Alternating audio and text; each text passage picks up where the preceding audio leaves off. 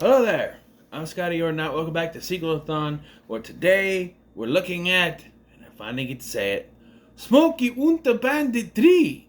Smokey is the bandit.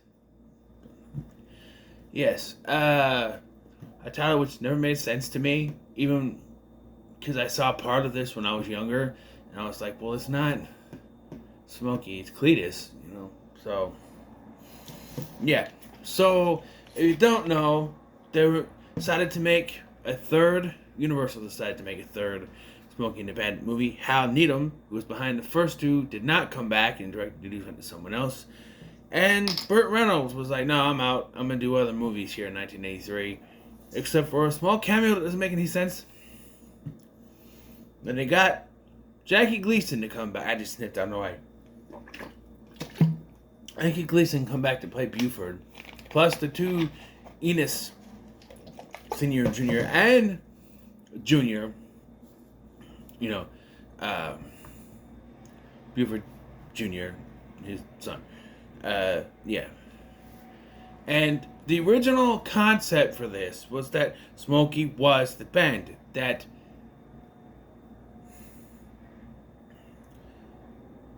Gleason was not only playing Buford T. Justice, he was also playing the bandit. And it would be played completely straight.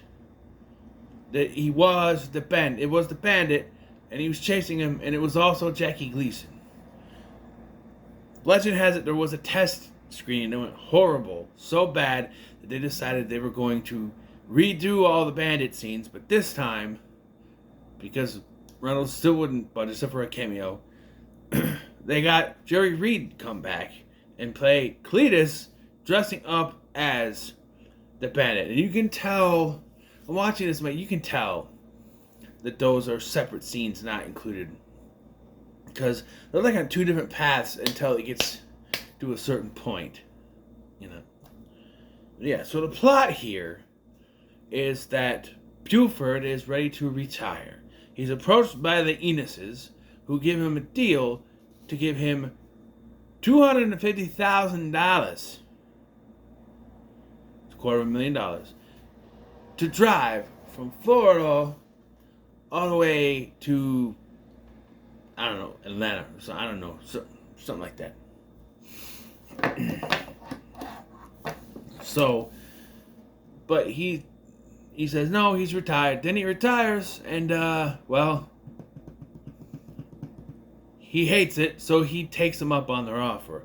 And right away, the Indians, they decide they're gonna mess with the guy, just having Mexican people mess with him, and eventually it comes to the point that they have to. That they need the bandit, but the bandit's not there. They never explain why they don't get the real bandit. They just call Cletus and have him dress up as the bandit. And man, he is happy to picking shit that he's gonna be the bandit. I'm gonna be the bandit. You hear that, Fred boy? I'm be the bandit. I get to have the bandit car. I get to wear a bandit hat. Get to wear a bandit shirt. I'm be the bandit, boy. And Fred is not too happy about this. Yeah, he left at home. But we're introduced to Frida, a female basset hound that he's leaving with Fred. Okay, I guess that's good enough. Along the way, Cletus also picks up a newswoman by the name of Dusty Trails, who I guess is supposed to be a replacement for Sally Field. I don't know. And there's a lot of shenanigans that occur with this, including a scene that doesn't really fit in here. Where there's a scene, because it's not, at first, none of our characters are involved. It starts with, there's these black folks, and they're in a chicken truck, and then these Klansmen come driving up next to them and start like, woo! One of them climbs on the top of their truck, and I'm like, what does this have to do with the rest of the movie? Until eventually Buford and Junior show up and kind of take care of the Klansmen. I do like, Daddy, were you ever a Klansman? No, sir, I was not. I would never. But your mama was. With the sheet on, she looked like a mountain with a something like that.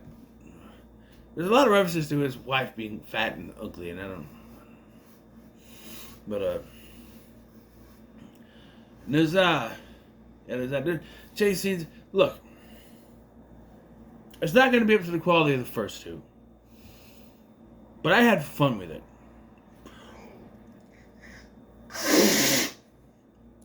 I had fun with it. It wasn't as terrible as I thought it was going to be. Maybe that's why I had fun with it, because I had like the lowest expectations with this. But it was fine.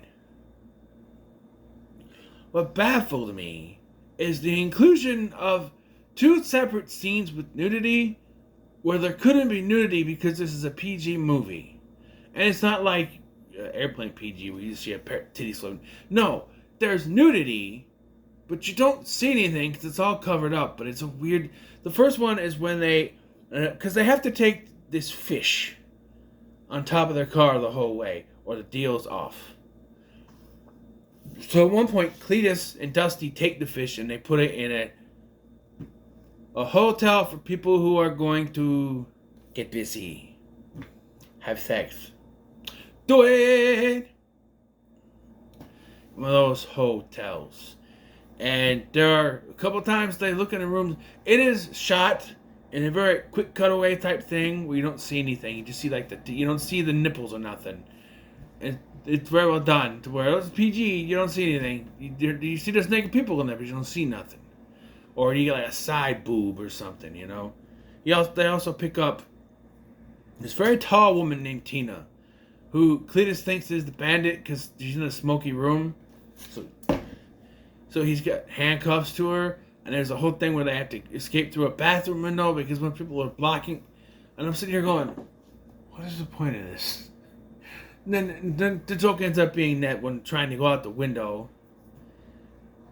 she can't get out because Buford's still in there, so Buford's got to come up on top of her to do it, and they get stuck because the window goes down. It looks like they be fucking. Yeah, and I do like Junior's like, oh, mama ain't gonna like this. Then they both fall out the window, and like how Junior's like, your daddy, here come the fish. He throws it and lands on him. Oof, you big dipstick. And then he jumps out, and yeah, she's down with him the rest of the way. That car gets totally totaled. But they also drive through a nudist camp where there's nude people, but you can't show anything. You don't see anything. You see butt cheeks, male butt cheeks, but like butt cheeks nonetheless. That's about it. You can show in a PG movie. They're very, they're very good with the camera to make sure not to catch anything. There's one woman who is with Junior, because when this is where we take a venture off of a road trip, and Bandit Cletus, he gets in a boat and goes on the lake, and so Buford tries to steal someone else's boat and he gets stuck on there chasing him on the lake. Well, Junior decides he's going to join the nudist camp while that's happening, and so Buford comes back, he's all pissed.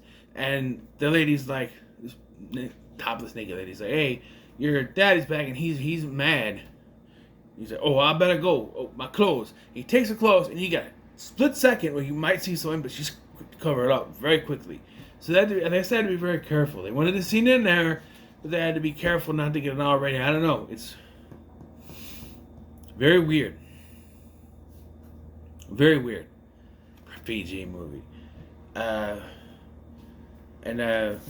The Cletus has the fish, but at the last minute he decides to give the fish back and let Buford win. Yeah, so Buford wins. There's also a demolition thing where it's not just Enos Jr. and Sr., but the grandson, Enos the Third, I'm assuming, blowing up demolition things, but it still doesn't work. And at the end, a weird thing happens.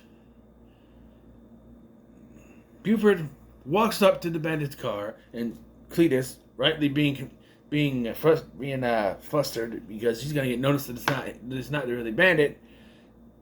It's to act like the bandit, and then all of a sudden it's like